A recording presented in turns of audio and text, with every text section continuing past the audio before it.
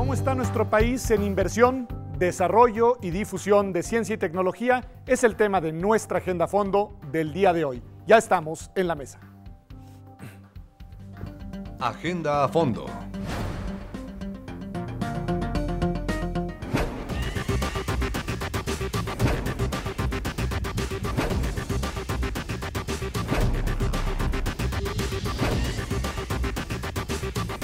Los avances científicos y tecnológicos han demostrado ser un factor determinante para el desarrollo. Por eso es importante valorar el estado de la ciencia y de la tecnología en un país determinado. Al hacerlo, de alguna manera sabemos cuál es el futuro que le espera a las generaciones venideras. En México, lamentablemente, la inversión pública en estas dos áreas estratégicas se ha mantenido estancada en un promedio de 0.35% del Producto Interno Bruto en la última década. Ello a pesar de que el artículo 9 bis de la Ley de Ciencia y Tecnología establece que el monto anual destinado a actividades de investigación científica y desarrollo tecnológico no podrá ser menor al 1% del PIB. Y si lo vemos desde una perspectiva comparada, tenemos que la media de inversión en estos campos de los países en América Latina es del 0.6%. Ello, al menos en parte, explica por qué los mexicanos compramos el 96% de la tecnología que utilizamos. Lo cual debe preocuparnos porque, como ha sostenido el Consejo Nacional de Ciencia y Tecnología, principal autoridad pública en la materia, dado el carácter transversal de las actividades científicas, tecnológicas y de innovación, la inversión en estas áreas es una condición para enfrentar algunas necesidades básicas de la población como la pobreza, la alimentación, la salud, la educación de calidad, la vivienda, el empleo, el cuidado del medio ambiente y del agua, la suficiencia energética, entre otras.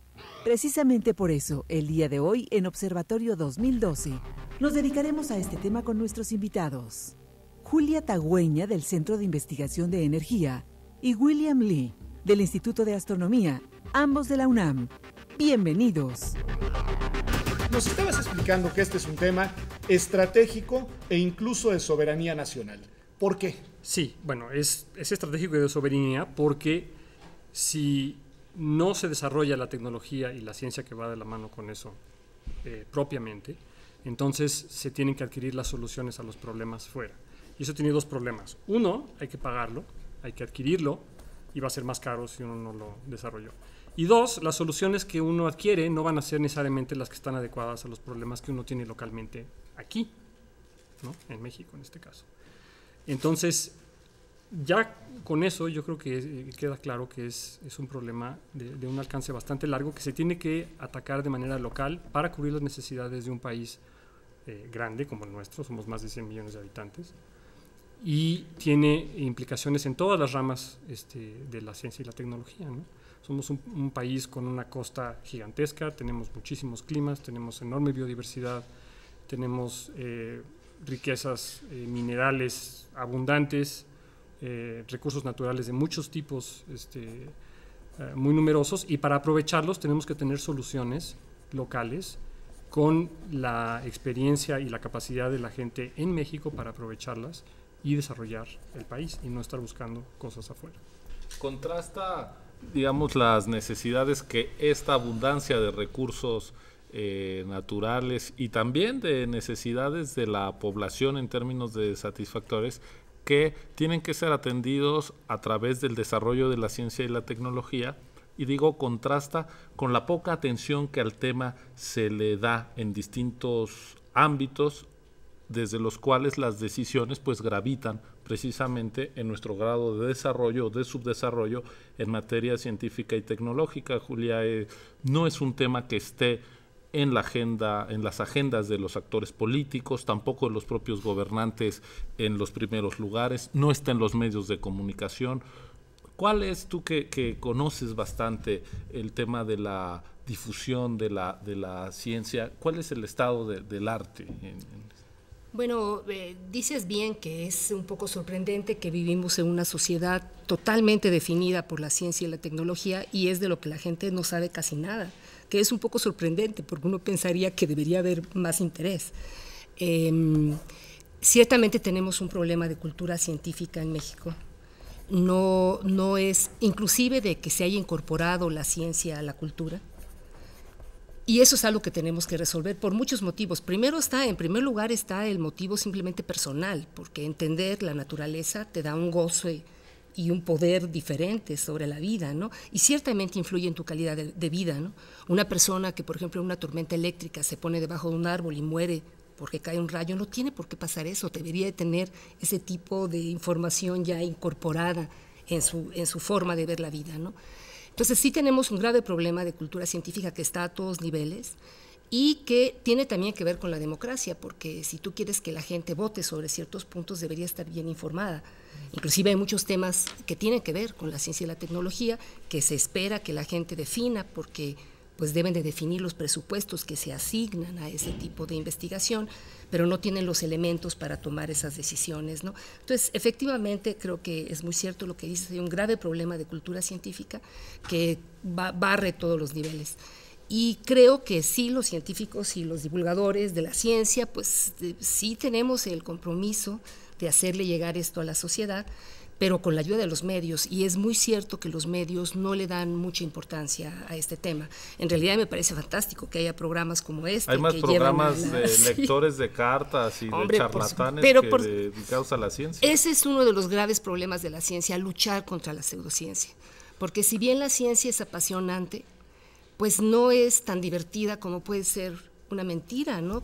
Es más divertido hablar del Triángulo de las Bermudas que realmente de los problemas del Caribe, ¿no? Y de cómo hay que proteger al mar, ¿no?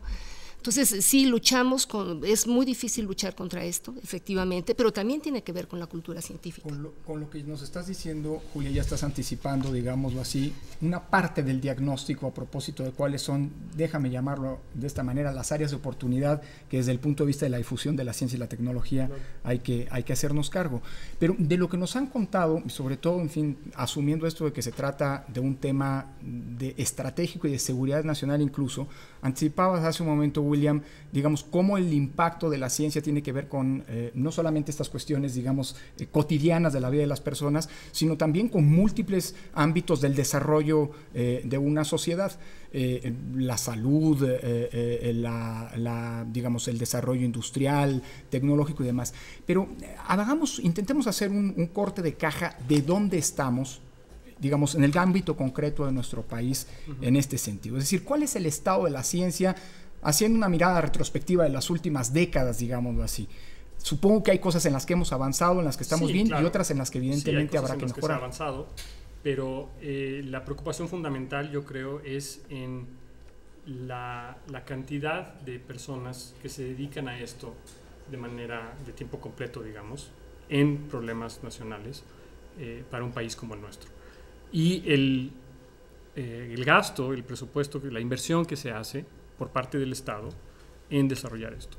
Tenemos una ley que indica que el 1% del Producto Interno Bruto debe dedicarse a ciencia y tecnología y no pasamos del 0.4% desde hace varios años, desde que se aplicó la ley. Desde que se escribió, no se aplica, es el problema. Y para un país con la población que tenemos, el número de personas que hacen esto está más de un factor de 10 por debajo de lo que se cuenta en países desarrollados, ¿no? Y esto se aplica a muchísimas disciplinas, ingenieros, matemáticos, físicos, biólogos, la que tú quieras, ¿no? No es exclusiva a una disciplina. Y eso es un problema fundamental porque hay que hacer investigación y desarrollo tecnológico de calidad, pero hace falta... ¿Con quién? ¿Con quién? Exactamente, hace falta mucha gente para hacerlo y no tenemos el número de personas ni el número de instituciones, obviamente, porque van de la mano, en el país que las desarrollen. Eso nos lleva necesariamente al tema de la educación, es decir, necesariamente porque pues hay que formar a esas personas que no están. ¿Por dónde empezar, Julia? Pienso, digamos, vamos a la parte básica, niñas y niños. ¿Por dónde empezar y cómo? Es decir, ¿cómo debería de ser una inversión estratégica, inteligente, programática para generar científicos de mediano plazo? Bueno, ciertamente no lo estamos haciendo bien. El primer punto sería hacerlo diferente, ¿no? Es como decía en ese artículo que me mostraste, ¿no? Que dijo Einstein, si seguimos haciendo siempre lo mismo, no vamos a ver ningún cambio, tenemos que hacer algo. Entonces, algo hay que hacer definitivamente. Yo pienso que la ciencia tiene que ser enseñada de una manera diferente, no basada en la memoria, no basada en hechos que olvidas rápidamente, sino lo que tienes que transmitir es la forma de hacer ciencia, el quehacer científico. Y eso es difícil de transmitir, pero eso es lo que realmente forma a las personas. En realidad, el que una persona adquiera este pensamiento, vamos a llamarlo científico, racional, le va a ayudar en la vida para todo, para situaciones cotidianas, para situaciones graves, para emergencias. Y eso es lo que creo que nos está fallando, no estamos transmitiendo esa forma de razonar, que es lo más difícil, claro, porque es mucho más fácil dar unas cuantas fórmulas y unos cuantos resultados, pero realmente esta forma crítica, esta forma de que tienes que cuestionar los resultados. Por cierto, si enseñas eso, enseñas también tolerancia, porque finalmente la ciencia nunca es absoluta, la ciencia nunca te dice una verdad total, siempre puede ser cuestionada, siempre puede haber un experimento nuevo que te dé nuevos resultados. Esta idea de la medición, de que las cosas tienen que ser comprobadas, eso es lo que tenemos que transmitir. Hay una vocación democrática de la ciencia en ese sentido también. Pero yo pienso que no sí. Dogmática. No dogmática. En la ciencia sí, eso no invalida que haya científicos que lo puedan hacer, pero la ciencia en sí es una disciplina verdaderamente cuestionadora, que es finalmente lo que acaba con el dogma. Entonces, siento que deberíamos de buscar más la metodología que la memoria. Y eso hay que hacerlo desde el principio. Ahora, la verdad es que un poco hay que dejar a los niños ser, porque todos los niños son investigadores. Todos nacen así, todos nacen preguntando todo, cuestionando todo, y de alguna manera logramos en el sistema, logramos en el sistema acabar con esa. Bueno, tiene también que ver las hormonas, no es solo el sistema, pero bueno, efectivamente algo en una hacemos. cierta edad sí, sin duda, ¿no? Sí, pero algo hacemos mal, ¿no? Porque ciertamente los niños en sí cuestionan en forma natural. Ahora, quisiera abundar en lo que decías de la calidad de la ciencia en México. En México se hace muy buena ciencia, de muy buen nivel. Lo que pasa es que no es suficiente. Y es muy importante ser conscientes de que se hace ciencia de buen nivel, porque ese es uno de nuestros problemas. Muchas veces el mexicano piensa que la ciencia es una cosa que importamos y que no tiene que ver con nosotros, lo cual es completamente falso, porque en realidad hay ejemplos mexicanos desde hace muchísimo tiempo.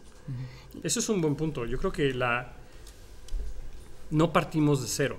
O sea, hay muchas áreas donde el desarrollo que se hace es de primer nivel, se hace muy bien y es un excelente punto de partida para invertir y apostarle a eso a futuro. Ejemplos de áreas. La ingeniería mexicana tiene obras fantásticas y hay, los resultados se ven en proyectos en México de construcción, empresas, por poner un ejemplo, ¿no? O sea, no hay puntos de partida que estén muy bajos donde no se pueda aprovechar lo que ya hay para potenciarlo a futuro. Es algo que se podría, lo que quiero decir con eso es que se podrían aprovechar algunas áreas en un plazo relativamente corto, y creo que eso es importante, porque si tratas de empezar desde cero, pues sí, como dice Julia, vamos a tener que tomar niños muy pequeños, y de aquí a que estén haciendo desarrollos de este estilo, pues van a pasar décadas, ¿no? Pero no es el caso. Hay áreas donde se pueden hacer inversiones estratégicas a corto plazo incluso, que podrían tener efectos importantes. Hay siguiendo con el tema de la educación y yendo más allá de la educación básica, que sin duda pues es el campo donde hay que tomar las definiciones para mediano y largo plazo, pero también en la educación superior ha pasado mucho tiempo en el cual la ciencia no ha logrado desarrollar su peso dentro del conjunto del sistema de educación superior en el país. Es decir, tuvimos una masificación, un incremento muy importante de los jóvenes que llegan a las universidades, todavía muy corto frente a otras experiencias, pero vemos que se están yendo a carreras, contaduría, en fin, que no necesariamente están vinculadas con la ciencia, y quizá aquí tenemos un problema que tiene que ver con el tipo de expansión del sistema de educación superior que estamos teniendo, donde el mayor dinamismo es el sector privado, que no invierte, que no ofrece carreras de ciencia y tecnología. ¿Qué tendríamos que hacer en la educación superior para evitar, seguir en esta trampa donde puede haber científicos de calidad, pero son muy pocos para lo que necesita el país? Bueno, yo escuché una explicación de un investigador en educación muy bueno de por qué hay pocos jóvenes mexicanos que escogen la la ciencia como carrera profesional, y él decía que tiene mucho que ver con que muchas familias mexicanas es apenas la primera generación que está yendo a la universidad, y la familia espera una carrera de otro prestigio. Tiene que ver con la cultura científica. Como la ciencia no es algo tan apreciado en nuestra sociedad, cuando el chico le dice a su padre voy a la universidad, el papá no espera que diga voy a estudiar física, como que eso no está. Él me contaba que él fue el primero en su familia que estudió y que su padre le dijo, hijo, ya me puedo morir tranquilo porque vas a la universidad, y él le dijo, voy a estudiar filosofía, y el padre le dijo, me puedo morir en este momento. Entonces, realmente tiene de nuevo que ver con la cultura científica, las vocaciones. Si tú aprecias la ciencia, más gente estudia.